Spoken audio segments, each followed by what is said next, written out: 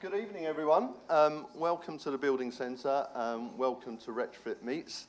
This is actually our last event of Retrofit 25. What's stopping us? I know there's a few sighs there. But we're going to have a real celebration tonight. We've got a super panel of speakers and experts on the subject of whole value. So, and there's a lot to get through. So please bear with us. So this marks 6 months. We put this show together with the wonderful team at National Retrofit Hub here tonight, and we can network all together later. It's been a long time in the planning. It's been a fantastic show in terms of engagement with the audience and the conversations. All the material has been saved and archived, so it can be looked at again, and we do recommend that you go back and look at the various talks. We've had in-panel discussions, webinars, roundtable events, and the debate has been really quite superb throughout. A little bit of housekeeping before we get going. There's no fire drills tonight, so if you do hear an alarm, please go out the doors that you came in, and the Building Centre team will take you out the building. Can you all check that you've got your phones on silent, as courtesy to the speakers tonight? And we are recording the event, so that will be uploaded onto the Building Centre YouTube channel if you want to look back at it in the future. So to kick off tonight's proceedings, I'm delighted to welcome Alan Welby, who is going to be followed by Selvin from DESNZ as our keynote speaker. So to start with Alan, just to introduce him tonight. He will do the introduction to the topic of whole value. Alan is the Managing Director of Built Environment and Local Growth at Connected Places Catapult. Before that, he was the Chief Product Officer, leading CPC's delivery teams to run a broad portfolio of innovation projects and programs. Alan's career has focused on how innovation can transform cities and regions, and has worked in local and national regional government, higher education, the private sector, and the European Commission. He is a strategic innovation leader with an extensive experience in economic development and fostering innovation for everyone. So, Alan, can I invite you to the stage? Thank you. Those biographies are awful, aren't they? When you hear them, you go, oh God. Look, welcome, everybody. My name's Alan Welby. As I said, I'm Managing Director of Built Environment Local Growth at Connected Places Catapult. That's the UK's innovation accelerator for transport, built environment, cities and local growth. So we're one of 9 catapults in the UK, and we're all not-for-profit innovation agencies and centres. We're all set up around the key sectors, key UK sectors, and as I said, one of our key sectors here is the built environment, transport, cities. And we're about bridging the gap between discovery and the market and help accelerating the development of new commercial products and services as well. And we're really proud to be supporting Retrofit 25 as a principal partner as well. Really fantastic to see so many of you here today, and I know most of you, well I hope all of you, care deeply about the future of our places and very much around how Retrofit plays a key role in shaping that as well. What better setting than looking at this, Retrofit 25, what is stopping us? That's the exhibition that's looking and asking the tough questions and showcasing bright solutions. But I want to talk tonight, if that's okay, about what happens if we don't let those barriers stop us. You know, what happens if we get Retrofit right? And I think if we get it right, it does deliver whole value. And I think innovation is the engine that drives that. So what I mean by that, so value isn't one size fits all. Lots of people in the property sector will be thinking it's economic. What's my asset worth? How can I increase the capital? How much capital could I raise? There'll be others, obviously living in a house is a personal thing. How does my home meet its needs? If your home isn't meeting your needs, how does it support your well-being? It's a very personal and deep connection, isn't it? There's obviously social, environmental and community value, the kind of things that don't show up on a spreadsheet, but actually this is about creating communities that we all want to live in and we're all proud to be in as well. So retrofit delivers whole value because it's not just about decarbonising buildings. I think it unlocks potential in three important areas: the market, society, and local systems as well. So first, market value.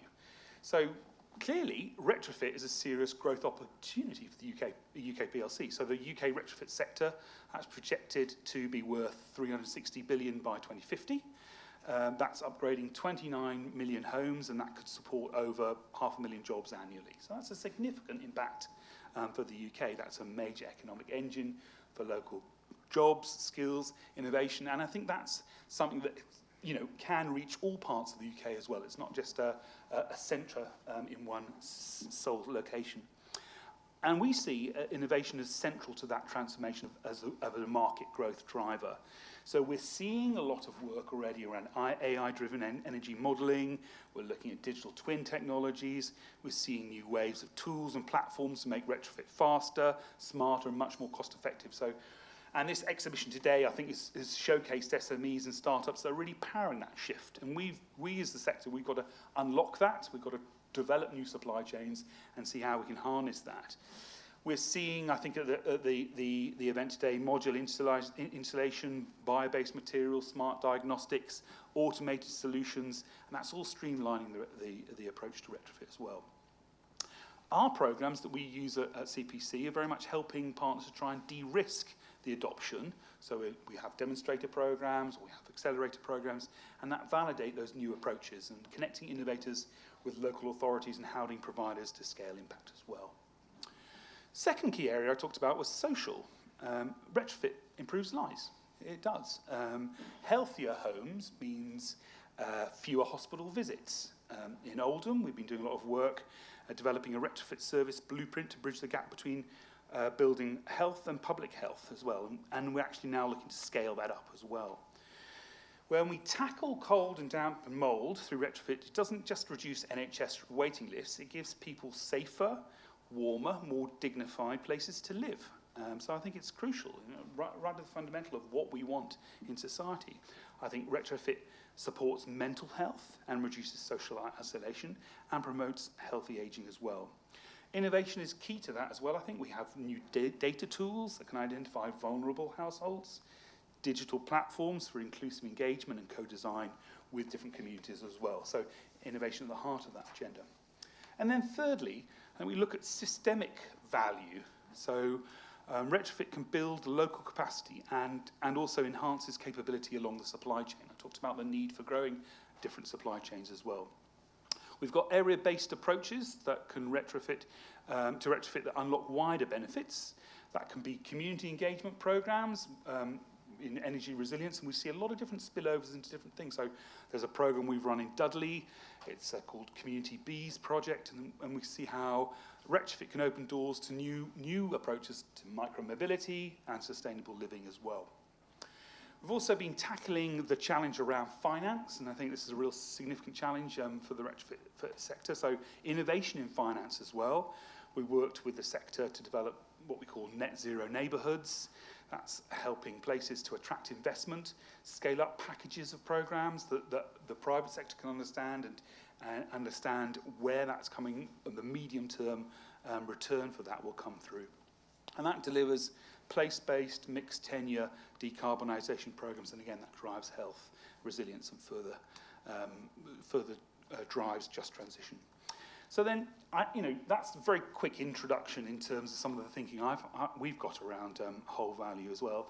We don't think it's just an impact on the planet, it's also about people and prosperity, about whole value. If we get it right, we don't just decarbonise, we revitalise. We'd be keen to work with colleagues, keen to hear you today, what's going on. And that's all from me, but I'm now delighted to hand over to someone who's driving this at the heart of central government as well. That's really important. Clearly, government has a key role to play in driving this approach. So please welcome Selvin Brown. He's the Director for Net Zero Buildings at DESNZ, and I've got a bio now for you, which hopefully won't be as glowing as my one. But Selvin joined the Cabinet Office 35 years ago. I'll change that. Selvin joined it 10 years ago. You're much younger than 35 years ago. And since then has held a number of policy, strategic and corporate roles in government. He's the Director of Net Zero Buildings Domestic at DESNZ, having been in the role since 2020. You're passionate about the civil service, that's great to hear. You're passionate about equality, diversion and inclusion as well, and you're the civil service deputy race champion as well. So Selvin, over to you. Thanks a lot.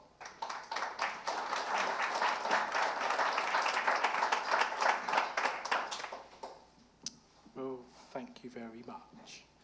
And CV says 35 years in the civil service, but, and I forgot when we were talking earlier, that it's Thursday tomorrow. Tomorrow I start my 36th year. I am genuinely that old. I work for Margaret Thatcher and every Prime Minister since. Look, it is a great pleasure to be here with all of you, celebrating the third year of Retrofit 25 in the home of the built environment since 1931. And as a former comms director, I love the brand. So well done on that. And I'm genuinely really looking forward to seeing what's in store for future exhibitions as the organisation nears its 100th birthday. I'd like to thank the organisers for bringing such a wide variety of voices together, and indeed for inviting me to be with you today. I was saying earlier, they don't let us out much these days, so it is genuinely, and as you can tell, I like to get out and talk to folk. It is genuinely great to be here. I cannot emphasise how committed the Secretary of State is. If he was here, he'd be enthusing even more than me on tackling fuel poverty. Manifesto says slashing. That must mean more than half. Reducing emissions. Next month, we have to lay before Parliament our carbon budget plan. So watch this space. He is genuinely committed to delivering to our audience. I call the audience Mrs. Miggins. You know, want to get the team very focused on the customer, how to acquire the customer, how to get the customer into the journey, how to upsell the customer on all the wonderful things that we have got on offer. So I'm going to do a little bit about the kind of problems, and then I'm going to get onto the sunny uplands and why this government is going to sort those out. So look, we know that people currently are paying a very high price for inefficient housing stock. You know, there is a conversation in the country about whether people are deciding to eat or heat their homes, despite all the help that the government is providing and has provided. We are literally wasting money with heating going out of very inefficiently heated and insulated homes, right? And if we talk about, you know, we're a mission government, if we talk about the 5 missions in our mission of clean power, the cheapest energy and the most efficient energy is that you do not waste going out of the building stock, yeah? I completely agree on the point about the effects and the impacts on health and well-being. As many people know, I like going out on visits and seeing actually the real people. We did a visit before the summer, and on that visit I met a gentleman who, he was a cheesemaker before he retired. He was a lovely man, knew a lot about cheese. And he talked about how noisy his street was with the young men who got a car driving up and down and making a lot of terrible noise. And he said since we had upgraded his home, insulated it, put in double glazing, he'd got a heat pump, he was getting such a great night's sleep. He didn't hear that noise anymore. And his mental health had improved significantly. Now, for anybody who knows, anybody who's working at the Treasury, do tell them that it is not great that I cannot get any benefits in my benefits case. Green Book doesn't allow health benefits to be included in my social housing business case, right? So the fact that he and other people are not presenting to the NHS is of value, and we should be able to include it. It's in the strategic case, but I think we should be genuinely talking about the well-being and the health benefits of retrofitting homes. You know, there is a huge cost estimated to be about £1.4 billion to the NHS for this presenting. So to get onto the good news, right? You know how challenging the economy is. You know how difficult it is. You know, getting money out of the Treasury is a mission impossible. But the Secretary of State did land £13.2 billion manifesto in the spending review. I think he held out to third last, so to do, according to the papers. Couldn't comment on that. But it is a big number. Now, a lot of people say, it's not enough. Okay, I hear you, I do. But if you're me and the SRO of some of these big major programs, it is quite difficult to spend this money efficiently and without getting it wrong, yeah? So we need to build up the capacity to do 1 million homes a year. We need to build up the supply chain. We need to provide the certainty to the supply chain. And as we were talking earlier, we need to improve the consumer protection regime so that when things go wrong, because not everything goes right first time. If anyone's ever had their new kitchen put in, do you have to phone the builder and say, come back and do some snagging, please? That there is a way to make that happen. But it is a big number, 13.2 billion. And if we go sort of hyper-locally to, say, some of my programmes, we have got £500 million for the local government work that we've been doing. There's 1.3 billion with match funding of almost 60%. There's almost 3 billion for social housing, which has grown from, anyone remember the demonstrator back in 2020? Grown from a £62 million project, half of which didn't happen because we shouldn't have done it. Learning what we shouldn't do at 62 million is better than learning what we shouldn't do at 3 billion. So we got that right, and that is good. So we've grown. We will say more in the Warm Homes Plan about things that we'll be doing additionally. You know, if Secretary of State were here, we'd probably give the game away around solar. This is good stuff. I can tell you that some of you are working on Wave 2. We're up 5% heat pumps in Wave 2. We're on track to deliver. We're dealing with the challenges of the system, the building safety system. I used to be number 2 at HSE, so I did a lot of the policy work for that. We are working through with building safety regulator how we can get those approvals. Some have got through, others are still trying to get through. I am maintaining the course. We have to learn with the system how to make that safety case system work. We've got even more high-rise to get through that system in Wave 3, so we're going to stay the course. And I've convinced Treasury colleagues to make sure we give the consortia time to get those programmes through and learn their lessons. Of course, we've also started on our devolution journey. We've devolved the Social Housing Fund to Manchester, to West Midlands. We've obviously got an outcomes framework. We're reviewing that this quarter, actually. They've been given special permission. They're special. I am not.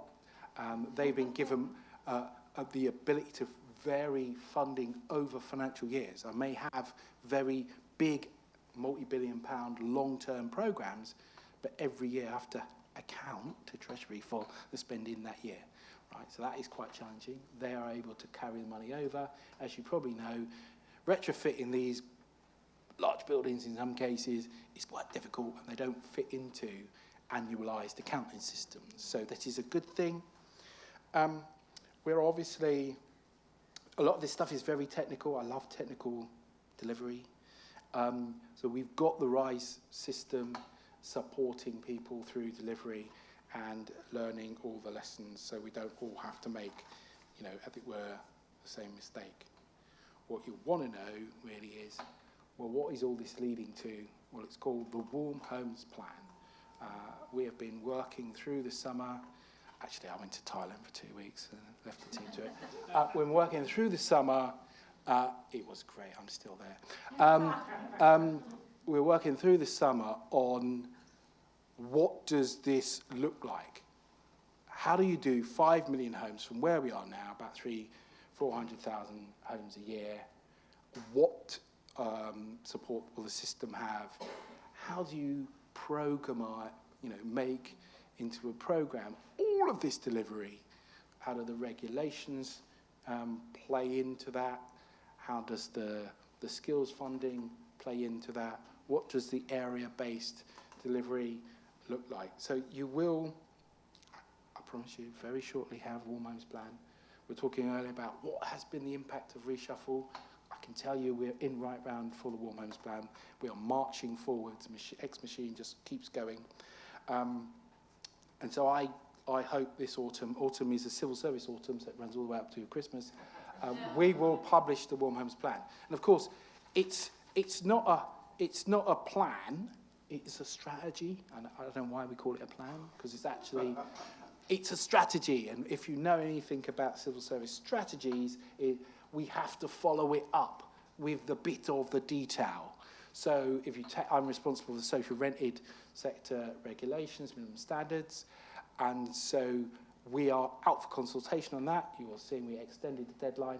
We are now analysing. I actually met with the analysts just before I came here to talk about what's it look like, and we will have to do a government response to that, and that response will post-date the plan. So there will be bits beyond the strategy that need to be inked in. Now, of course, all of you want that certainty, and I say, one of the first things I said to Secretary when he arrived, I said to the last government as well, we need to have 3 things. What's the standard? When does the standard apply? You might even say, what is the standard of the person who's competent to do the thing to the standard? And what's the technology? If we can be clear on those 3 things, I think we can take everybody with us to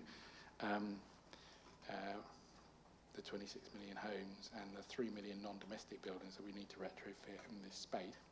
I won't digress too much, but I will say, look, in 2020, I was due to come to this role, but I got sent off to do PPE. Yeah, well, we can have that conversation over a glass of wine. So I arrived late in the role, and the Treasury had given my colleagues a load of money to start these retrofit programs. So this is not a criticism of Treasury, but I say we probably wouldn't have started with the 6 billion, now 13.2 billion. Do you remember am I allowed to say crap? But the green crap moment where we stopped doing retrofit, we wouldn't have had these programs as demonstrators building up into big major programs had it not been for Treasury's want during lockdown to get jobs. So the jobs are a very, very important part of what we're doing here, right? And we think about these jobs are hyper-local jobs. You know, I used to work in Bootle, which is I call it the Croydon of Liverpool, because you've got to go into the centre and then out again, right? You cannot retrofit homes in Bootle from London, right? You've got to employ somebody in Liverpool to do that home, right? So that is the thing, and that is why I think it's very exciting to have devolution. You know, I have had this conversation with Andy Burnham. He can make employers take on the apprentices. He can literally force the supply chain to build around his vision for Manchester with his devolved budgets. Yeah. We're investing money in Heat Pump Accelerator. You will have noticed that our latest skill funding is out there. I'm not going to say very much more. You know what we're trying to do. We are genuinely committed. I think it will be great, and we will be out, lots of us, and once we publish the Warm Home Plan, it'll be great to have the conversation when you see all of the, you know, Christmas lights on the Christmas tree. That is the Warm Homes Plan. Thank you.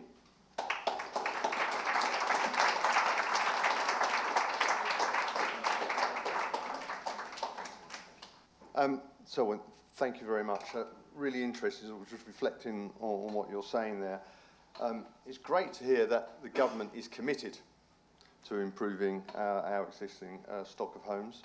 The Warm Homes Plan sounds very interesting. We will see more detail on that. And I think this shift towards an area-based approach and funding is very important to drive the retrofit conversation forward, really. And also that emphasis on consumer protection, quality assurance, and skills development are all vital to make it actually happen. As I mentioned earlier, we really do have a stellar cast of speakers this evening, and I'm delighted to introduce the panel tonight. So first up tonight is Matt Towner. Matt is the Director of Programmes at Impact on Urban Health. He's part of the Guy's and St Thomas's Charitable Foundation. He's focused on improving health to inner city areas.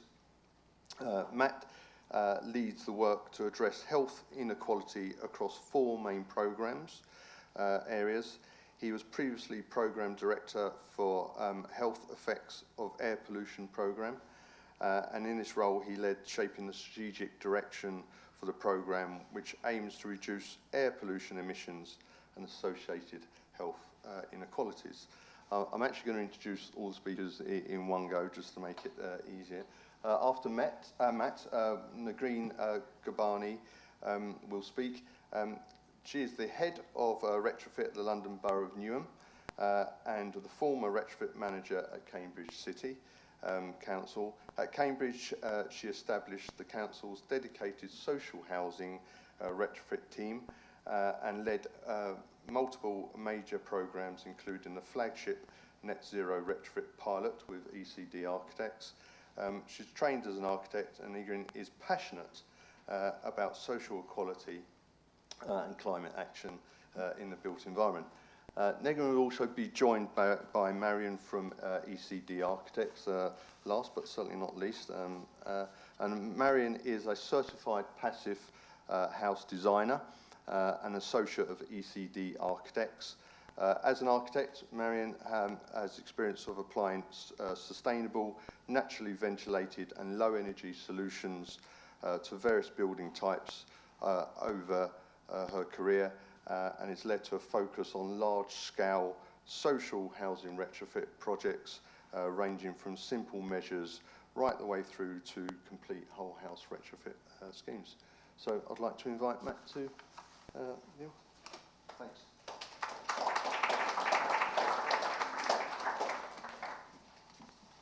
Thank you, and it's great to be here to share a little bit about our work. So before John's introduction, you may not have heard of Impact on Urban Health, but essentially we take an applied approach to testing preventative solutions to a range of complex health issues, and we partner with a breadth of organisations from local authorities to community organisations right through to multinational corporations, and we really try to understand a particular problem and understand where we and a series of partners can play a unique role in driving that issue forward. We work predominantly in London, but with where there's, which experiences some of the widest health inequalities in the country, but we seek to generate evidence and learnings which can benefit people in towns and cities right across the UK. So where does housing come into it? For us, well, it consistently shows up as a determinant of health that's really, really key in the lives of residents in Lambeth and Southwark and beyond, whether that's through the impact of temporary accommodation, through damp and mould, or the fact that renting in the UK may actually biologically age you faster and take weeks off of your life, which is a scary one. And we think that the quality of our homes in particular deserves special attention. So we've recently completed an evidence review looking at our own past work, the grey and white literature out there, and it's really pointed to a really complex range of interactions between homes and health, but it's the quality of housing where that that evidence base is currently strongest in terms of that impact, and within that we are particularly confident in the evidence around cold homes. And so cold homes can be directly linked with a range of health conditions. They also provide a hazard for damp and mold, and a variety of other issues, which can, of course, have tragic health issues as we've seen too much. I suppose an example of that is some work that a partner of ours called MedAct, which is a sort of campaigning organisation which brings together medical professionals. They've been working with one estate in London called the Nag's Head estate. And there they supported residents to collect some data which was fairly shocking. In particular, 95% of residents surveyed actually had visible mold within their homes. 3/5 of residents reported that at least one family member had developed a respiratory condition since moving to the Nag's Head estate. And I think, you know, you can imagine the stress that must come along with that. So we know that these are widespread problems. We know that the UK has one of the oldest and leakiest housing stocks in Europe, and we know it's disproportionately residents living in poverty or racialised residents, particularly black residents, that are more likely to live in non-decent homes and homes that expose them to damp and mould. So we think there's a compelling case here for intervention, and I think this is where retrofit comes in as a solution. And you know, there's a wealth of expertise around retrofit here, but I think for us as a health foundation, it's been really interesting to explore and see that it, as others have said, it represents a holistic solution in lots of ways around fuel poverty, health, climate resilience, especially as homes get hotter. And focusing in on health, while we haven't quite got that level of evidence to give the Treasury as much comfort as it would like, there is that promising evidence that improving the thermal efficiency of housing leads to better outcomes. And the evaluation of Ireland's warmth and wellbeing pilot is probably the largest and most robust assessment of retrofit that there's been to date, and that found that residents with pre-existing respiratory conditions that received retrofit works did benefit from significant improvements in their health, as well as thermal comfort, ability to pay fuel bills, and the very basic idea of being able to feel comfortable inviting people into their homes. And these effects persisted over at least 2 years and could achieve long-term reductions in mortality risk. Now, of course, as you all know, retrofit isn't an inexpensive intervention, but according to BRE's analysis, the benefits of addressing house quality for the worst, most hazardous homes significantly outweigh the costs, both through the NHS spending around £1.4 billion in 2018 to treat the health effects of poor housing, and the wider social costs involved. So this is an investment that can pay off relatively quickly, particularly when you include those social costs. So coming on to our work as a funder and things that we're exploring together with partners like the National Retrofit Hub, we think that to achieve these promised benefits, we need to make sure that health is really firmly built into the design and delivery plans around retrofit, and that if we have robust evidence for these health gains, we can build stronger business cases for investment and expand the sources of retrofit funding too. So I wanted to highlight 3 areas at a relatively high level that we're looking at. So the first is measuring the right outcomes on the basis that what gets measured gets managed. And given the amount of investment there's been in making homes more thermally efficient over the past decades, we don't fully know what outcomes those have achieved. And partly that's because a lot of programs lack the dedicated funding for evaluation. Very few collect the baseline data or incorporate the longer timelines that you need to sort of understand what's happens afterwards and the end impact involved. So we think this is an area to look into. And there are gaps in terms of the outcomes that are measured as well. So we know that indoor air quality and health and well-being can be improved, but those are rarely measured, or where they are covered, it's in a sort of anecdotal type fashion. And so we're exploring ways with academics, and others are too, to explore large-scale studies on the impact of retrofit on health, so we can strengthen that overall evidence base. and making the case for your more typical retrofit projects to include things like pre-assessments to benchmark later performance against. Secondly, we're looking at interventions that deliver health gains. So we know that we need to ensure that we improve thermal comfort. We know that fabric measures are very important to that. But they can also represent the biggest risks of negative consequences when things go wrong. So again, that comes back to measuring the right things and holding those delivering the work to account. And then beyond fabric measures, there's also growing evidence of the benefits of transitioning away from gas cookers in homes. So the government's recent health benefits and net zero homes found that of all the individual retrofit measures, this had the greatest beneficial impact on mortality and morbidity because of improved indoor air quality. And our partner Global Action Plan has published a policy pathway that maps out that transition, and retrofit's a key component of that. And then lastly, we think it's really important to put people at the heart of the process. So there's obviously a moral case to involve residents in what can be a really disruptive process, and the following talk will go into this. But there's also that business and economic case. We know that it shows that it's proven that it will increase uptake of retrofit. We hypothesize also that you're more likely to realize the benefits and the health benefits if you give more residents more agency in the process.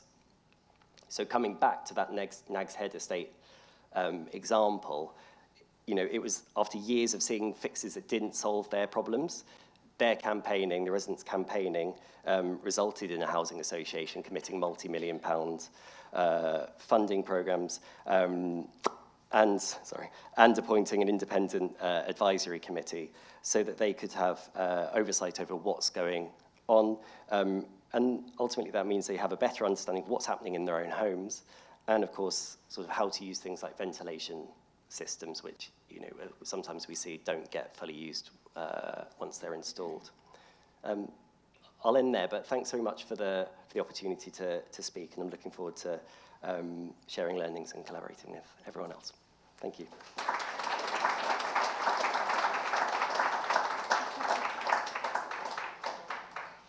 Hi everyone, very, very nice to be here tonight. Up until last week, I was the retrofit manager at Cambridge City Council, so I might still be talking as if I work there, but I don't work there anymore. While I was there, I built up two quite big for Cambridge, quite big retrofit programs, improving energy efficiency of council homes. There's a third in the making at the moment, looking at large-scale water retrofit of council homes as well.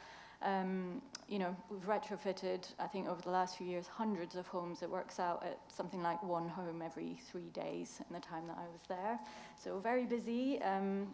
Yeah, Cambridge has an ambition to be a net zero city by 2030. And the programs that we've been running in our team are a key part of that journey.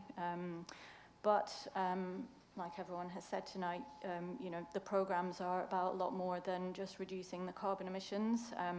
You know, and the way that we've tailored our programs and focused our program is to make sure that we're delivering those tangible benefits to our residents. Most of the retrofit work that we've done has been in occupied homes. Our team is really hands-on. We work really closely with residents across different neighbourhoods, with contractors, with consultants. We've built over that time and along the way really strong insight into, you know, residents' lived experiences in their homes and what their priorities are in the retrofit process. We also monitor and evaluate our programs really closely. That's something I've been really keen to make sure is done well at Cambridge. We monitor our programs pre-retrofit, post-retrofit. We use a very broad range of techniques, which Marion will, I think, touch on a bit more. And one of those is very detailed household surveys before and after works as well, because we want to be able to, you know, demonstrate with really solid evidence that our programs are having really positive impact in multiple ways and, you know, positive outcomes for residents. I'll just give a bit of background to the two programs that have been ongoing. The first one is is focused on getting homes to EPC-C. So it's a more standard program. It's in line with government targets. It follows a kind of funding targets of warm homes, SHDF. It's a rolling annual program at Cambridge. You know, they've dedicated a budget, an annual budget every year till 2035 to retrofit homes. That program is mainly focused on fabric measures, so insulation. You know, we combine this with new windows and doors where it's needed. We're looking to improve ventilation. And Cambridge and our team really sort of viewed it as essential maintenance of homes. So it's not like a kind of novel program because the funding is available. It's very much built into the maintenance strategy of council homes. You know, the same as upgrading a kitchen or a bathroom, you know, and we're using that to tackle fuel poverty, to, make homes warmer, easier to heat, more climate resilient and thermally comfortable, and improving indoor air quality. In that program, we also tackle a lot of repairs and maintenance along the way, and often in councils, residents might be used to a much more kind of piecemeal approach to maintenance. One day someone turns up to do windows, and then the next is, the roof and bits like that. So I think what we've tried to do is, and because we need to make those homes retrofit ready, we've been able to have a joined up approach to coordinating different work streams, doing the repairs and the maintenance along the way. And I think that residents have really valued that holistic approach. And it's, come as a surprise to some of them that it can all be done in one go. So then we've got another program which we've been doing with ECD architects over the last few years. So this is a much deeper retrofit program. It's called the Net Zero Retrofit Pilot. It's exhibited upstairs. This has got 48 homes on one street, Ross Street mainly, and a neighbouring street, Coldham's Grove. It's a much higher budget per property, much more extensive work, which Marion will go into. And this one, the residents opted in voluntarily because there's a lot more collaboration involved in delivering the scheme. And again, it was occupied homes as well. But for me, it's been really interesting to have those two levels of retrofit, the shallower program and the deeper program running alongside each other, because we've been able to really compare and monitor, the process and the outcomes for residents, the outcomes in terms of performance versus the very different levels of investment, and hopefully help us to get to a sweet spot of, how do we scale it up, and, what level, works best, what is the sweet spot.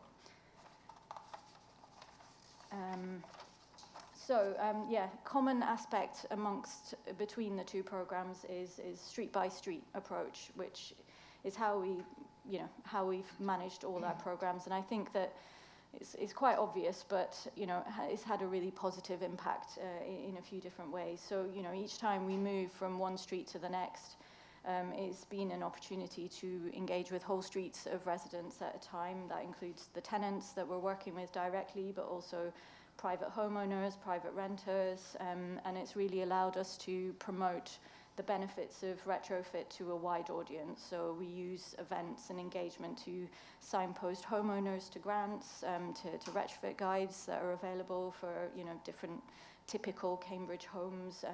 We offer for private homeowners to be included in the planning applications for the social housing retrofit program, and that gives them time to phase. It's a discounted rate for them, but it gives them time to a number of years to be able to deliver that if they want to.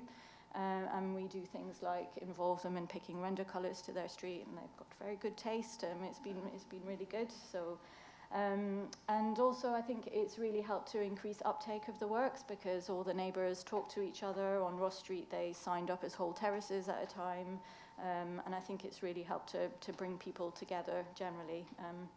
Lots of retrofit chat on the WhatsApp groups, lots of rumours and things like that. So I think that's been really positive. And another fairly obvious thing is I think the street scale retrofit has had a real visual impact on every street as well. These are photos of whole terraces on Ross Street that have been upgraded in one go.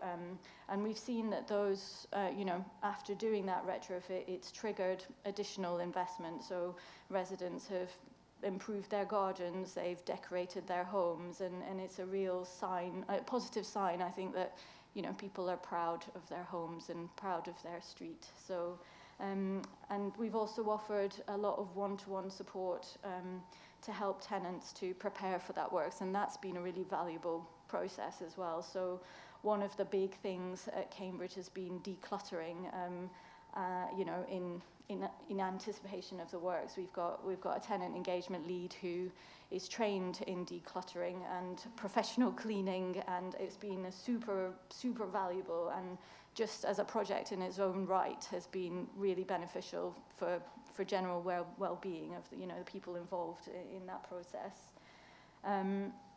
So yeah, the health and well-being aspect of Retrofit has been really central to how we engage with residents and how we promote our programs, and I think it's the reason why we've had really good uptake on our programs. Very few people have dropped out of our programs generally.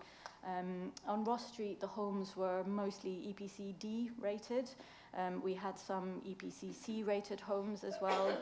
We didn't limit access to the program based on EPCs, which is something that you can see happen on the grant funded programs. And I think across the board, you know, irrespective of the EPC of the house, you know, we saw and heard about the same issues from house to house, you know, super high bills, difficult to heat, difficult to keep it warm, you know, leaky windows and doors. I had tenants messaging saying the temperature of the house has dropped to 12 degrees, you know, overnight. You know, a lot of residents on prepayment meters, and there's an interesting statistic from Resolution Foundation saying that over winter, a household with a prepayment meter can spend 30% of their income on energy bills, and that was a real source of stress for tenants that we've been working with. And then alongside that, you know, summer overheating and damp, condensation and mold as well. You know, in one instance, we had one street in our program where you could see the same patch of mold in the same house across the whole street. So it's not just a behavioural issue, that is a systemic issue there. Yeah, and then you layer onto those sort of physical issues with the house all the sort of vulnerabilities of the residents. You know, we have older people on our programs, single parents, disabled residents, so many different chronic conditions, children with additional needs, all being sort of exacerbated by aging housing, poorly performing housing, and that's really what we are trying to reverse on our programs. Yeah, and just sort of, yeah, one last sort of thought about the net zero pilot, which Marion will talk about in more detail. I think one sort of lesson and something that sort of stuck with me through the delivery of the net zero pilot is it was such an extensive program in an occupied house, you know, and that sort of, we talk about the equity in retrofit and the, you know, we talk about the outcomes of it, but I think the equality aspect really needs to be built into the delivery process as well. With that project, you know, Cambridge were really clear that it's not possible to decant or move out every resident across Cambridge in order to achieve net zero in their housing stock. And through that project, they wanted to explore, you know, what can we actually achieve in an occupied house? How close can we get to net zero? What does it cost? And we looked at ways of, you know, trying to accelerate the retrofit process, looked at off-site manufacture, you know, supply chains, but it just wasn't a viable option, you know. So we had to deliver this deep retrofit, you know, using the traditional, much slower process, and, you know, we had to make sure that process worked for everyone, and sometimes, you know, those people had quite complex needs. So we had to, you know, work with each resident to develop tailored plans for each house. We offered short-term hotel stays. We had to bring in specialist support from occupational therapists. You know, so it was quite an endeavour to get to where we are. And I think it does become apparent that you can very easily have physical, logistical barriers that exclude the people who really need that retrofit work the most, and we have to, you know, design those models to be as inclusive and people-centered as the outcomes that we are trying to reach. Yeah, and so I'll hand over to Marion, who'll talk a bit more about the Net Zero pilot.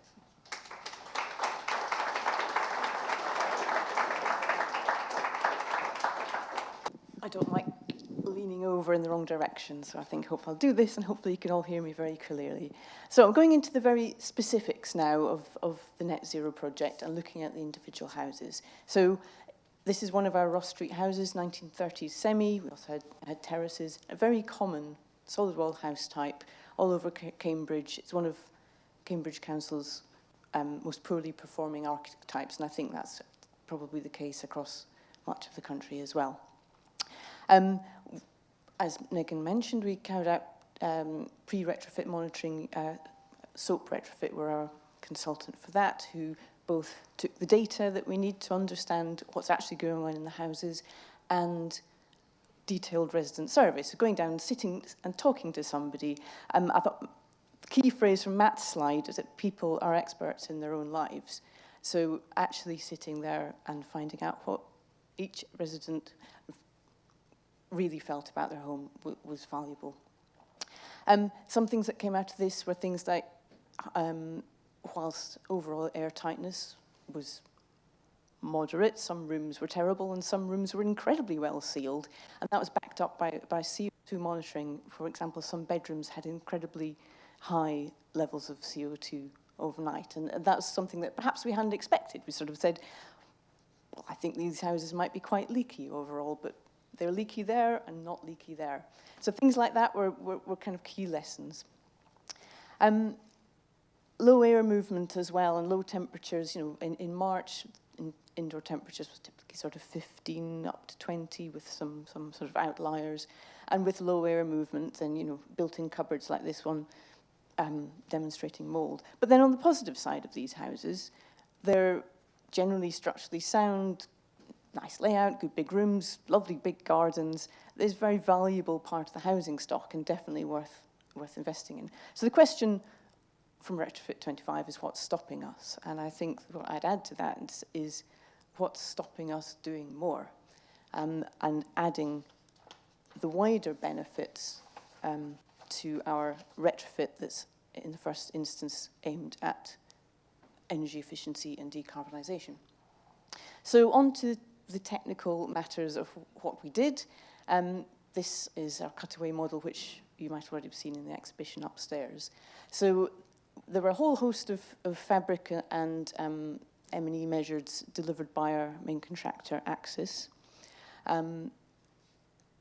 Firstly, taking a whole envelope approach of insulating and improving air tightness. That included rather intrusive things such as insulating suspended floors. And secondly, looking at the M&E side of it, so photovoltaic panels on the roof, feeding in to run the air source heat pump producing the hot water for the heating and domestic hot water. And then beyond that, mechanical ventilation and heat recovery. So having found out what we knew about air quality in the homes, MVHR was a good solution to deliver a consistent supply of fresh air to all rooms and make sure that, you know, the bedroom at the back has as good air quality as every other room in the house. Consistent extract, obviously, from wet rooms. And looking at things that sometimes don't make it into other retrofit or refurbishment programs. For example, low flow taps and adding showers where previously there were only baths, not only to reduce the energy to heat the water, but just reducing water usage as well. And then to get these homes fossil fuel free, obviously we've taken out the gas boiler, put in a heat pump, replacing gas cookers with induction hobs, which Matt mentioned as well. So really looking at retrofit plus. So benefits to health and well-being. The ones that are talked about most frequently, and architects like to spout numbers about, are the reductions in heat demand, the improvements in U-value, which with taking our whole house approach, we know that we're wrapping everything, looking after the junctions, we're achieving on that. And so in a residence term, am I more comfortable? Yeah, my door is not drafty anymore. We've insulated the floors, so you can have your feet cozy as well as your head. And quite importantly, I think, is with a heat pump, we're delivering consistent heating to every room all day long, rather than the on-off cycle of come home from work, put the boiler on, heat it up, cools down again. So there's a lower temperature background heating running, which is the way, as I'm sure a lot of you know, to make a heat pump most efficient. Replacing radiators as well, so they're correctly sized for the room and to deliver the low temperature water to give the desired temperature. So I think the fresh air and the extract benefits are kind of clear. I mean, I would say of all the measures that Axis had to deliver in this project, putting in the MVHR may have been one of the trickier ones, because we've got everything up in the loft. We can get ducts down to the bedrooms. How do we get to the living room, the kitchen, the toilet at the back? And we had to be quite sneaky with duct routes here and there, just to try and find unobtrusive locations, but every house is a little bit different, and sometimes you've got location, it's a little bit obtrusive, and it's just a case of persuading the residents that, yes, we're going to put a great big box in the corner of your bedroom, but it will be worth it, and this is why. So, and certainly from an installation point of view, the number of visits to make this system integrate and work were probably one of the largest headaches for the contractor. So benefits as well, we had monitoring temperatures in one of our houses over summer, so obviously we had quite a lot of hot weather this summer. It was keeping very comfortably sort of mid-20s, so we know, again, that's something that is in our residents' surveys before. A lot of residents were complaining about overheating in their homes, and I think we've managed to address that. Reduction in noise, again, Ross Street is not a particularly busy street, but certainly sitting in there, there's this sort of notion that something's different, and that something's different is the quietness of the home, which some people notice that more than others. Some people don't care, but it's there. It is an extra benefit. And of course, having no combustion appliances is something we think is a clear benefit. So, do we know what we've achieved and what we've managed to get? Well, we're nearly at the end of the programme. We were yet to go through a winter of monitoring. We did have some monitoring done in March of some houses that were completed early in the programme. So we've got on our retrofitted house and our non-retrofitted house, kind of a classic colourful diagram of a thermographic survey. So, we were able to do this on an early house to see were there any points that our contractor Axis would need to look a bit more closely at. So it was really valuable to get that in early doors and understand what we need to do. And also U-value measurement, which is kind of something that, again, architects do all these numbers and we say this is what our U-value is going to be, but to get somebody go and measure and say, well, that is your U-value, is, again, quite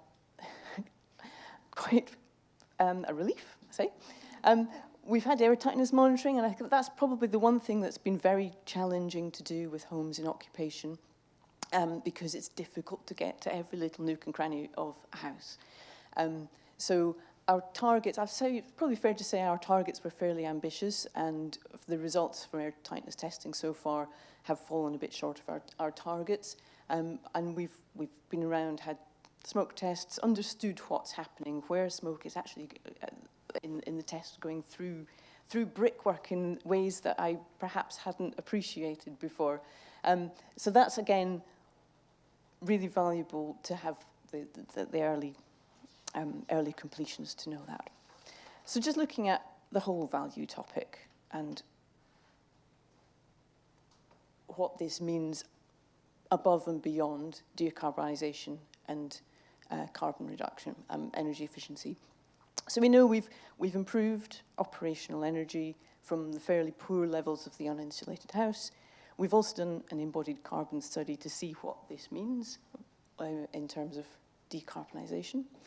I've mentioned improved comfort in winter and summer, and I think, again, when we have SOAP Retrofit back to do their wintertime monitoring, that really is going to be the point where we understand what do residents really feel about their homes. 'Cause everybody's going to, use their homes slightly differently, but to really understand how that has affected comfort will be key.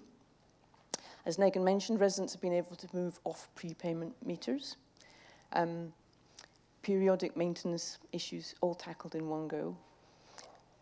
People are talking. I'm kind of repeating a few things you've said already, Negin, but I think they're key things. And then also for the contractor access to have employed majority, I think, of the supply chain as a local subcontractors, local labour, is a benefit to the local economy as well. And then anticipated benefits, which we think are there, but are really hard, as an architect or as anybody involved in construction to kind of quantify, are the health benefits. So again, I think with a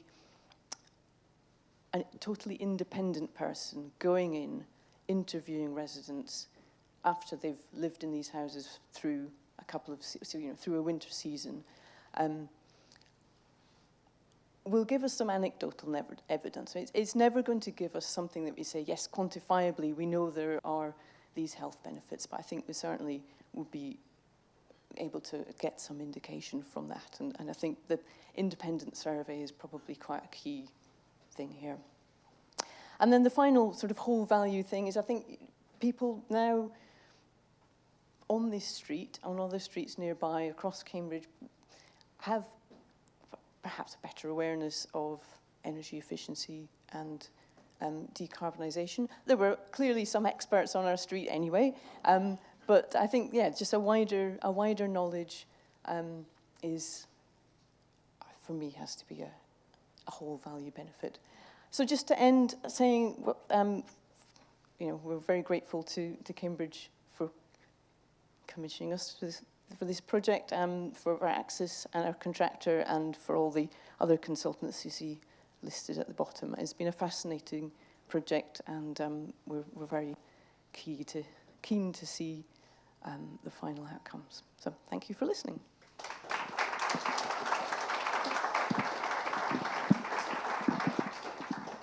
Thank you, Marion, and thank you to all the speakers. We're going to have a quick Q&A session now, about 15, 20 minutes, so do get your questions ready. We're just going to set up the stage.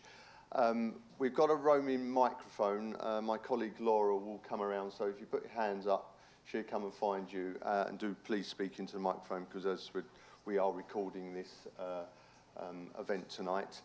So if I could ask the panel just to quickly join, and Alan, if you could come up as well, it'd be greatly appreciated.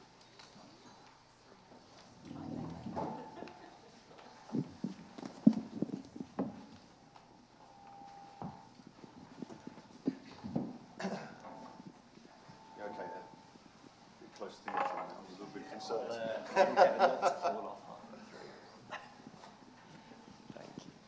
Well, before I actually open it up, I've got a couple of questions, and again, thank you for your presentations. And I know Alan is on a very tight time schedule. He's got to get a train to Newcastle at 8 o'clock. So I'm going to start with a question to you, actually, Alan. And from a Catapult perspective, what is the role of innovation in ensuring that retrofit delivers? Yeah, well, I mean, I think innovation is the heart of the challenges we're facing. I mean, I bet on a day-to-day basis what you started with and where you went to needed to change and to evolve. And I think that will be at the micro level, it will be at a neighbourhood level, and it will be at a national level as well.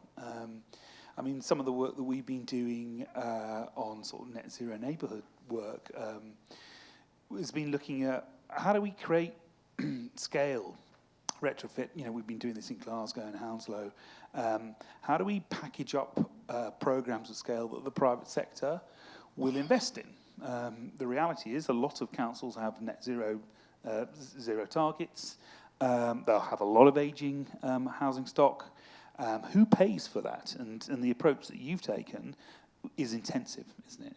It's amazing dividends you're doing, but can we do that in different places? So clearly, the way to unlock that has got to be through private sector investment, because we won't be able to. As much as Selvin talks about a huge amount of government money, we will need to find new models of how to do that. So we need a lot of work in trying to create those investable models that stack up for the private sector in terms of medium-term return, etc. And that's not been easy. We've seen programs there in Bristol and Coventry come through, and I think we will see those accelerating at a great pace. I think we're working in Govan Hill in Glasgow, linking retrofit programs into sort of district heat systems, etc. So there's innovation needed in the investment space. There's clearly innovation needed in how we create different models around communities and programs. And then I think, in terms of, you talked about this innovation in how we monitor the impact of this activity. We all think and believe that we're making a big impact, both in terms of the energy efficiency of buildings, both in terms of health outputs, both in terms of community resilience and capability. But can we really demonstrate that? And how can we put a value on that, and how do we see return on that investment as well? So there's a whole scope of that, which I think will require innovation for businesses, for councils, and for people. If the people don't change as well, and how we help them with innovation, we're not going to move. Thank you. Yeah, very, very interesting. Marion, just picking up, obviously the project up in Cambridge, absolutely fantastic. But what are the challenges of retrofitting occupied houses? That must be pretty challenging. I think with the level of deep retrofit that we were doing, yes, and it is. Predictable answer comes down to communication and the upfront work by Negin and her colleagues to understand resident needs, and then the huge amount of work on the ground as it's progressing. And there were things that we left out of the retrofit because we felt we couldn't go there. For example, the kitchens have concrete floors. You'd have to move out kitchen units to do that. So we found a different solution by taking insulating deeper around the outside. We looked at wastewater heat recovery. Again, just if you take somebody's bathroom out of action, that's quite a difficult thing. So yeah, it's finding out the level, and then it's the constant, endless communication to make it happen. And again, I guess there was lots of consultations and discussions with the residents in advance, and that's half the battle, is it? Yeah, I mean, just bringing them along. Absolutely. We used a lot of different methods to get to communicate with the tenants. So we held the drop-in event that everyone holds a drop-in event. You might get 20% of people come if you're lucky. Off the back of letters that you send to them. But at the time I was the first kind of officer in the council in the social housing retrofit team. I was the only one there, and I spent probably the first few months just knocking on every single person's door. Like, I had to be really persistent, knock on every door on the street multiple times, calling people, texting people, recording videos online and texting them the videos so that they get the message. But it did work. We had 50 spaces for the scheme. We had about 65 or so homes across the street, and we had no problem signing up 50 residents by the end of that process. But it did take a lot. Did you turn some people away? No, actually we didn't. Luckily, it did just about work out. And then during we had 50 homes. You might have in the end, we've retrofitted 48 of them. We lost a couple of people along the way. We had some people who were who came in at the end and said they wanted to, take part, but then, they dropped out in the end. But I would say that that's a pretty good turnout. And to be honest, even the people who dropped out will still have a retrofit done to their home because we have that other program running in parallel, so they will get that, there will still be continuity along the street, just not the net zero pilot.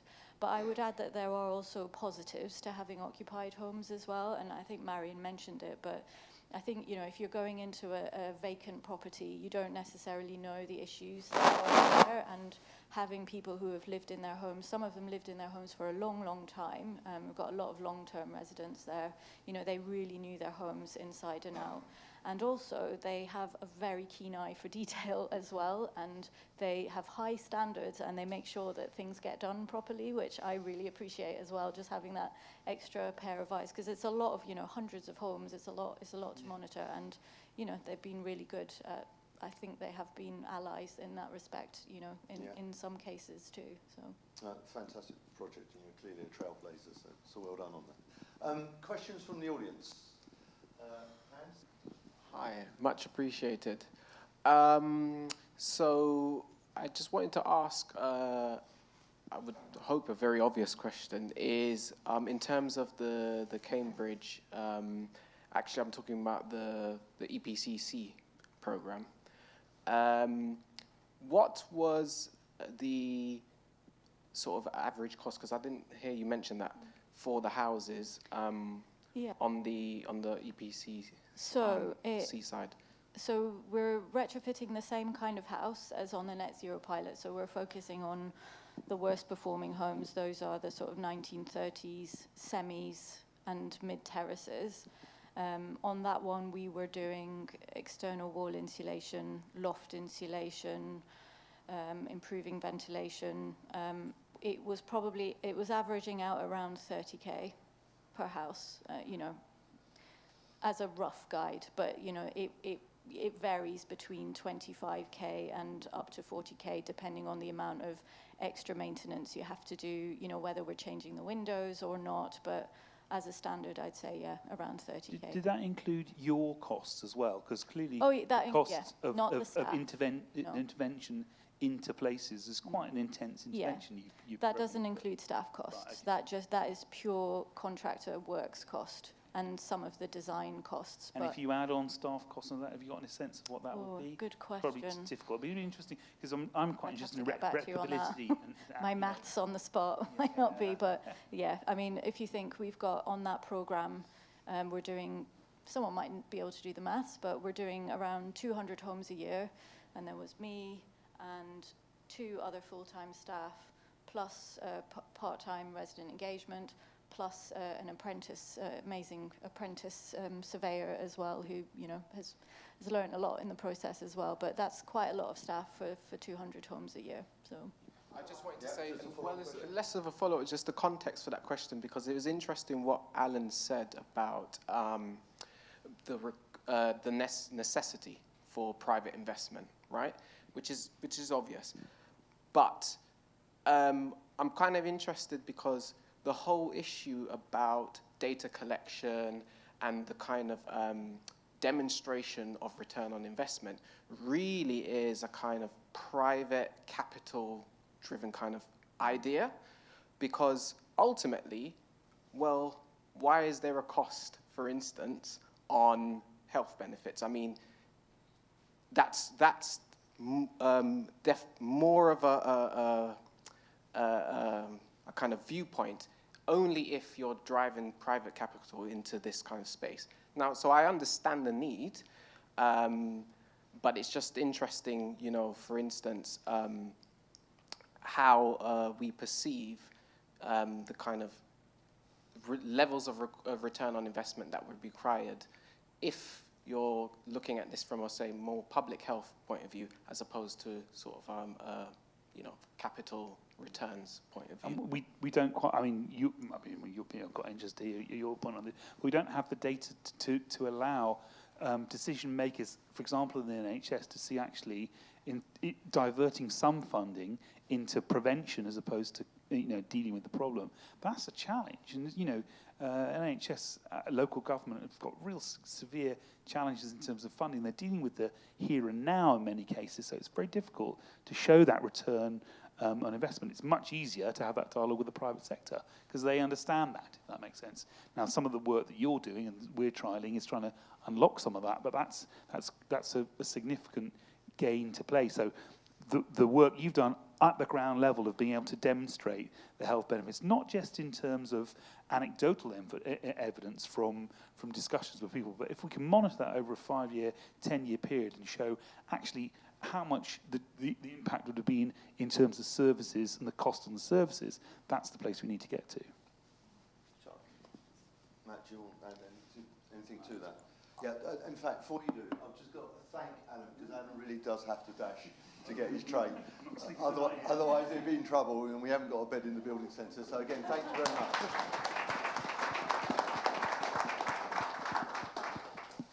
Sorry, Matt. No, I mean, not much more to add on that. I mean, it's so hard when some of the costs of ill health are spread across so many different payers and organisations, and shifting the NHS to look at prevention and is hard enough.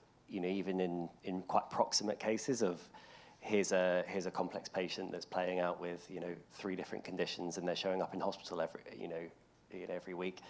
That to the NHS is prevention, whereas for a council, they might be more opening in their public health team. They might be more open to those sort of public health benefits and the arguments. And I think sort of getting the Treasury signed up is ultimately the sort of big goal of us. I mean, there are obviously impact investors and social investors for those of you who sort of cross into those worlds, and I think they can play a role too. But yeah, I think sort of if we could get the Treasury convinced, then that would go a long way. Yeah, certainly. Well, we're going to move on. Laura, I think there's someone in the other far corner now. I'm sending you from one corner to another. Thank you. Yeah, really glad to hear about the health benefits from Matt and, well, from everybody actually. But I wondered, there was quite a lot of detailed monitoring on that project by Marion and Negin. I wonder how much funding you put into that, and if you think the monitoring and evaluation of both the building performance and the health impacts went far enough, and how much funding is required to do that at scale on every retrofit, and if we need to do it on every retrofit, actually. I think what we're doing on this project is a sample. I think there's a 20% or something that we're looking at. I think because the houses are the same type, we sort of feel that a sample is appropriate. I think with different projects, you might just want to pitch the level of monitoring differently. So there's some monitoring that we've chosen to do across the board, every house, and that's relatively straightforward, fairly low cost. We've got SOAP Retrofit, who have got a tailored survey for occupants, very detailed survey actually, and that's digital. It's a digital survey, and we can help residents to fill that out. We do that pre and post retrofit. It's relatively inexpensive to roll that survey out. It's something we've used that survey across the wider stock as well. So actually, anybody who's in our retrofit program now receives that pre and post retrofit survey. So that sort of qualitative stuff, I think is affordable. Well, I believe it's got a lot of value for a relative low cost. Then you've got the sort of building performance monitoring that we've been doing. So in the Net Zero pilot, we've done that on a sample of homes. Actually, we've managed to cut costs down in the EPCC program by just actually doing more of it in-house.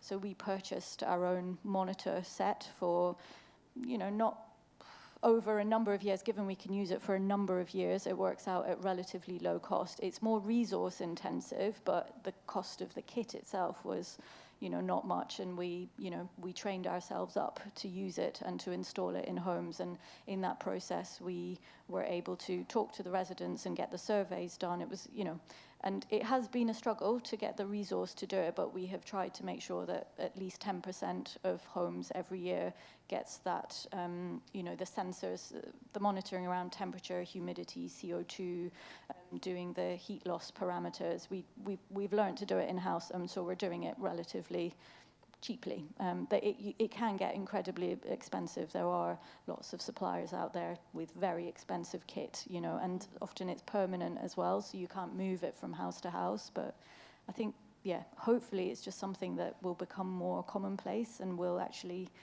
go down in cost. But I don't know. Yeah, it has cost money, but it's just whether you prioritize that data and how that data allows you to, you know, create arguments for doing more of what, you know, more retrofit beyond that. So in that sense, it's a valuable investment, I think. We are running slightly late, so I'm going to take a couple more questions. So if anyone's got a really burning question, put their hands really high up in the air. Laura, if you come over this way, thanks. There are drinks afterwards, so we can continue discussion upstairs in the exhibition. But if we go here first, Laura. Sarah, of course you can. No, go. Far away here. Okay, sorry. We'll be all night otherwise. I'll keep it quick. I was interested to hear a bit more about benefits in terms of skills and jobs. So you mentioned, I think, Marion, that was one of the successes, which is great to hear. Obviously, it's a point that other speakers made, particularly about the need for that to be on a local level. Any particular things that the programs did that you think kind of helped on that? You know, I suppose just also thinking about what you just talked about in terms of monitoring kind of long-term impacts. Is that one of the things you're trying to look at, or do you know anyone who's trying to do that? Because I guess that's another broader issue for the built environment construction sector. We all know lots of issues around skills shortages, but a lot of it is about maybe people going in, particularly apprenticeships, and not completing them. So, yeah, just wondering how that might have played into the programs that you've been responsible for, which, yeah. Yes, I'll try to answer that. So, okay, in terms of local skills, so Cambridge, okay, it's not my area of expertise, but certainly one thing that we try to set up at Cambridge and that colleagues have set up is a local retrofit framework within the council. So we have our own retrofit framework of contractors, and we have a number of SMEs who are on that framework. So, you know, that framework is available for private homeowners who have grants available. These contractors have been vetted, and they have a requirement under, you know, social value, and you know, they have to employ apprentices and employ local skills. So in our EPCC program, we have, you know, local SME, local insulation subcontractor. So that you know, has used a lot of local skills, but we do need to grow it. I think they are sort of at capacity, and they've often been,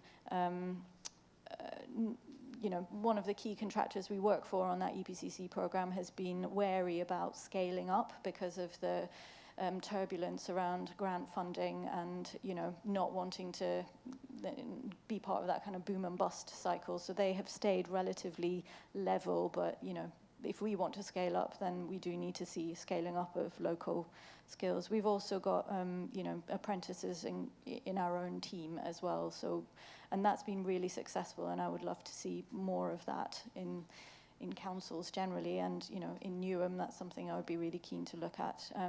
I think with Axis, I think that contract was different. You know, we couldn't use the framework to procure that. So Axis are London-based, but we did, you know, part of our sort of quality evaluation on the tender was around the, you know, their approach to employing local subcontractors. But I think, yeah, there's always, I think, more that we can do there. And I think Cambridge have and are working on, you know, research about how they grow the local supply chain. It's something that's very much on the agenda, kind of moving forward in the council. So.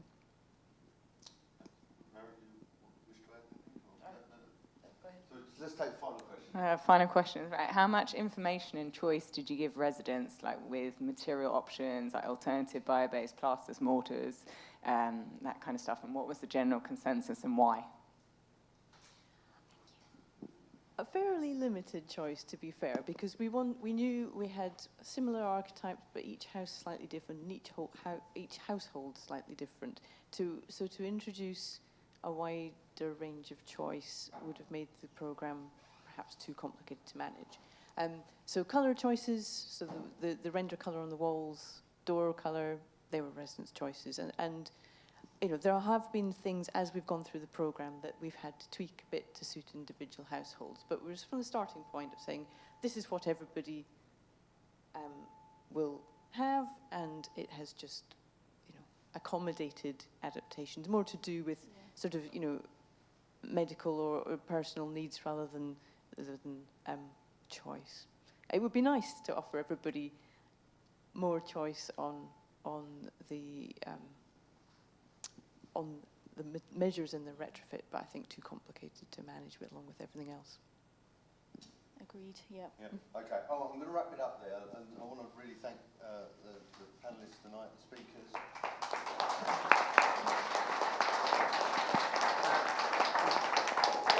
Just before we reposition ourselves upstairs within the exhibition for a drink, I need to say a special thanks to Connected Places Catapult for actually sponsoring the drinks tonight. Also to all our sponsors of this Retrofit 25 programme, because none of this would have been able without their support.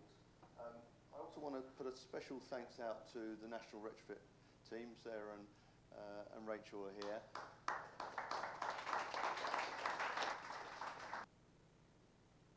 I'm going to ask Rachel to just join me. We're not going to keep you for too long, don't worry. Able to be delivered without their expertise, their knowledge and reach. And certainly the whole NIH team really do bang the drum about the need to accelerate the retrofit process. So a massive thank you to joining us and working with us this year. Yeah, we've Yep. we've absolutely loved working together. It's been such a positive relationship. It's been so great to have a location in this space and to be able to have this conversation with so many of you and really expand what we're talking about when we are considering retrofit. I guess this is not the end by any stretch. No, not at all. There are, I guess, 3 things from me of how you can keep involved, keep the conversation going. Number 1, all of these fantastic events that we've been hosting over the course of this series are online. Please check them out, share them with your colleagues. There's some excellent content on there. Number 2, National Retrofit Hub are running a series of cross-cutting themes, really interactive workshops open to everyone. We've got themes around procurement, finance, community retrofit, and more. Please check out our website and do come along to some of those virtual meetings, because we'd love to have some of your expertise in the room. And thirdly, big news is that the exhibition is not ending here. We're embodying circular economy and reuse principles, and it's making its way to Elemental London, which is happening in November. We're curating a series of sessions on one of those days at Elemental, so do come and join us at that. Tell anyone that hasn't been able to come to the exhibition to go and check it out there, because it lives on. But yeah, back to you, John. Thank you. And finally, because I am really going to wrap this up now, just to say this is our 3rd retrofit programme. Retrofit 23 looked at residential retrofitting at scale. Last year for Retrofit 24 we looked at commercial, civic and cultural buildings. This year, obviously, what's stopping us? And there is going to be a Retro 26 at the Building Centre. So just keep an eye on the website. I can't say too much at the moment, but it's going to be about integration of retrofit, looking at other measures in terms of flood and resilience and so on. So yeah, watch this space, because every year it gets bigger and better. And our delightful team here from National Retrofit Hub will certainly be involved in that too. So thank you. Please go upstairs. We're going to try and push everyone out the suite straight away upstairs if we can. But again, thanks to the panellists speaking, and thank you for attending.